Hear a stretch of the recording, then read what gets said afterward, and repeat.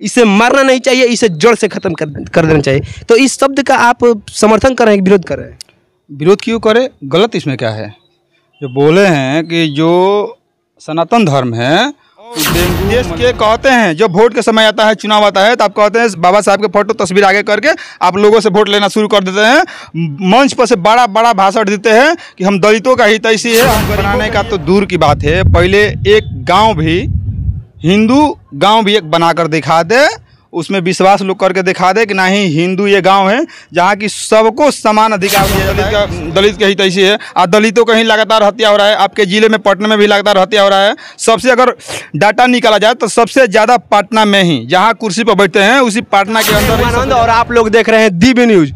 अभी पूरे देश भर में एक चर्चा चल रहा है, जो कि तमिलनाडु के मुख्यमंत्री एम.के. स्टालिन के पुत्र उदयनिधि स्टालिन ने एक ऐसा बयान दिया जो कि सनातन धर्म को खत्म करने के लिए ऐसा शब्द बोला कि सनातन धर्म जो है मच्छर, डेंगू, मलेरिया की तरह कीड़ा मकोड़ा है, इसे मारना नहीं चाहिए, इसे जड़ से खत्म कर देना चाहिए। और हमारे साथ कैमरामैन लगातार फोकस कीजिए, इधर दिखाइए आज़ाद समाज पार्टी के जिला अध्यक्ष सुरेश आज़ाद जी हैं, जिन्होंने इनका चंद्रशेखर आज़ाद, छोटे चंद्रशेखर आज़ाद के नाम से भी फैन है। पहले तो आपका स्वागत है दिव्य न्यूज में। बहुत बहुत धन्यवाद आपको भी।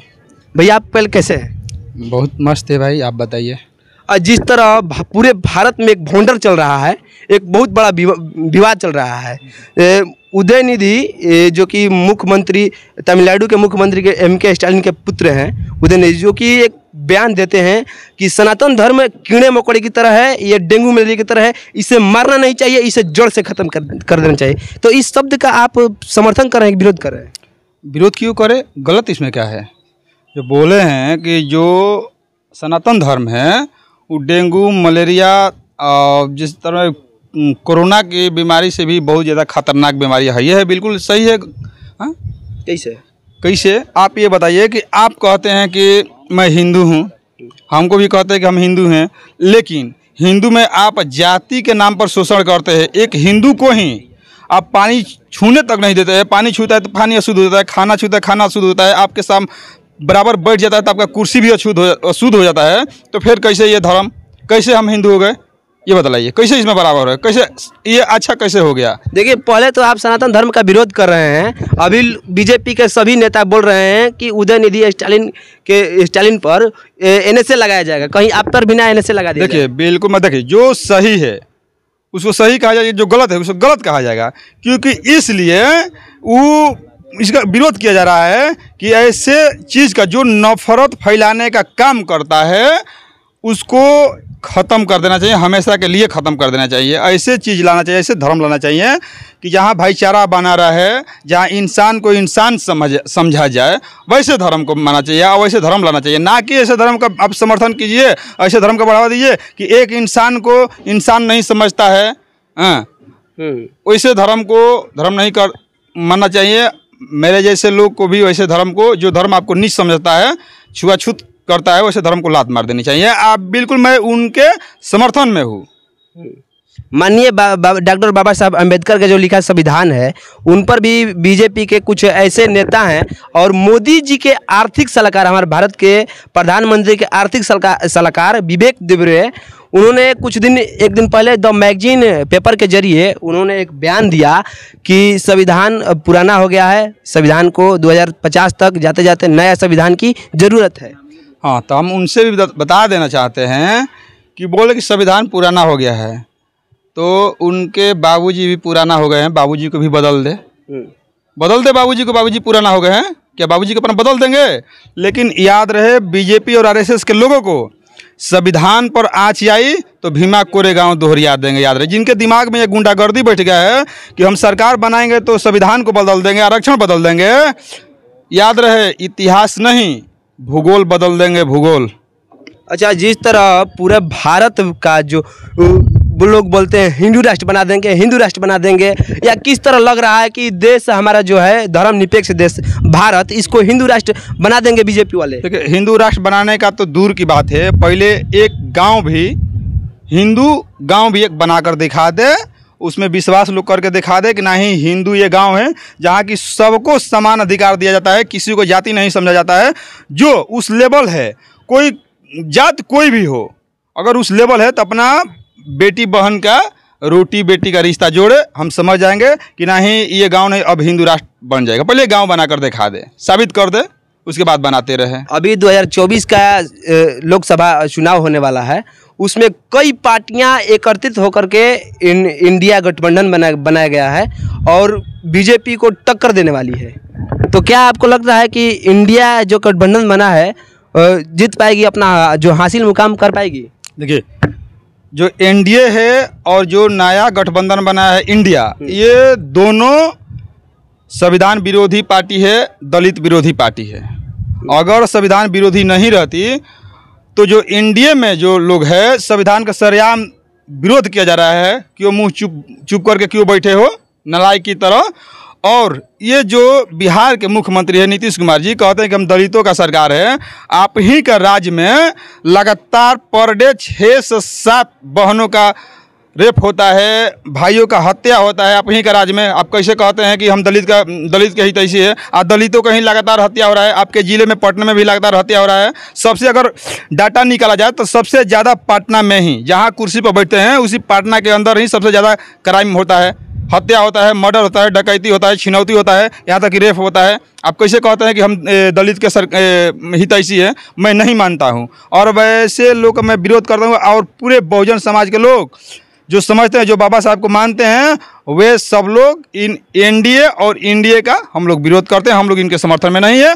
देखिए, एक बात और बता देते हैं कि हम लोग बनाना जानते हैं, हम जानता है, हम बनाना जानते हैं तो काटना भी जानते हैं। तो आप किसको बनाना चाहते हैं? किस पार्टी को आप देखना चाहते हैं कि हमारे समाज के लिए अच्छा रूप से काम करेगी? देखिए, वैसे पार्टी कहीं बनाइए, वैसे सरकार बनाइए कि जहां इस देश के अंदर सबको बराबरी का अधिकार मिले और संविधान को पूर्ण तरफ से लागू होके, शिक्षा बेहतर होके, स्वास्थ्य भी बेहतर होके, और जो बेरोजगारी है बेरोजगारी खत्म होके, और जो अन्याय अत्याचार शोषण हो रहा है वो खत्म होके, और जो बहनों का सरेआम अपमान करते हैं उसको नंगा कर देते हैं रोडे पर, वैसे सरकार को नहीं चाहिए। जहां बहनों का समान अधिकार मिले, जाकि 12 बजे रात में भी बहन रोड पर चले तो किसी का हिम्मत ना पड़े कि उसके तरफ आंख उठाकर देखे। मैं वैसे सरकार बनाना चाहता हूं। आप तो इंडिया महागठबंधन का जो एक जो यूपी से आते हैं पूर्व मुख्यमंत्री अखिलेश यादव, उन्होंने बाबा साहब के विचारधारों पर चलते हैं और कुछ ऐसे टिप्पणी भी किए हैं कि बाबा साहब का हम मानने वाले हैं, हम अपने दलित समाज बहुत सारे लोगों को हम ऐसा कुछ करते हैं कि हमारा समाज चल के आगे बढ़े। आप उनका भी विरोध कर रहे हैं? देखिए, बिल्कुल, हम तो आपसे बता ही दिए कि हम ऐसे लोगों का विरोध करते हैं कि जो संविधान के पक्ष में नहीं, तो संविधान को भी बात नहीं मानते हैं और इस देश के कहते हैं, जब वोट के समय आता है, चुनाव आता है, तो आप कहते हैं बाबा साहब के फोटो तस्वीर आगे करके आप लोगों से वोट लेना शुरू कर देते हैं। मंच पर से बड़ा बड़ा भाषण देते हैं कि हम दलितों का हितैषी है, हम गरीबों के लिए करते हैं, आप बड़ा बड़ा भाषण देते हैं। लेकिन वहीं आप जब सरकार में बैठ जाते हैं तो वही सारा चीज़ भूल जाते हैं। ये सभी लोग भूल जाते हैं। बस वहीं इस देश में समता मूल्य का समाज बना सकते हैं जो कट्टर अम्बेडकरवादी हैं, जो बाबा साहब के सपनों को पूरा करना चाहते हैं, उन्हीं को सरकार बननी चाहिए। अभी 2024 में जो लोकसभा का चुनाव हो रहा है, इसमें 2 ही पार्टी है, एनडीए और इंडिया, जो कि टक्कर में है। तो आप मूल रूप से किसको चाहेंगे कि इसकी सरकार बन जाए? देखिए, ऐसे नहीं, कहीं ना कहीं बहुत से भी पार्टी, देखिए बहुत से भी पार्टी है अभी इस देश के अंदर। देखिए, राष्ट्रीय तीसरा पार्टी जो है अभी बीएसपी भी है, जो कि बहन कुमारी मायावती जी भी इस उत्तर प्रदेश के अंदर सबसे बड़ा राज्य उत्तर प्रदेश, जो कि 4-4 बार सरकार बनाई है, मुख्यमंत्री 4-4 बार बनी है, और जो इस देश के अंदर पूरे जो हमेशा दलित, मुस्लिम और गरीब मजदूर वंचितों के लिए लड़ाई लड़े, जो भीम आर्मी पूरे देश में नहीं विदेश में भी कोहरा मचा है, जो सब लोग जानते हैं, चंद्रशेखर भाई के नाम से सब लोग जानते हैं। बना दे ऐसे लोगों को सरकार, तब देखिए कि इस देश के अंदर जो अन्याय अत्याचार है वह सब खत्म हो जाएगा। क्या माननीय मायावती बहन जी को आप लोग सम्मान देते हैं? एक उनका ही भतीजा आकाश आनंद था, जिन्होंने कि ऐसा बयान दिया था भीम आर्मी के ऊपर, ऐसा बोला था कौन भीम टीम, कौन चंद्रशेखर, हम नहीं जानते हैं। देखिए, वैसे लोग पता, वो अपने भाई है, आकाश आनंद जी अपना भाई है, और उनका मैं विरोध भी नहीं करता। मैं उनके लिए मंगल कामनाएं करता हूं कि भाई आप मेहनत करो, मेहनत से आगे बढ़ो, ना कि किसी का विरोध करके आप आगे बढ़ सकते हो। आप लोग भीम आर्मी के सदस्य सभी लोग चाहते हैं कि हमारा बहुजन समाज पार्टी है और आज़ाद समाज पार्टी है, दोनों एक हो जाए, आपस में हम लोग चलकर राज करेंगे इस देश में।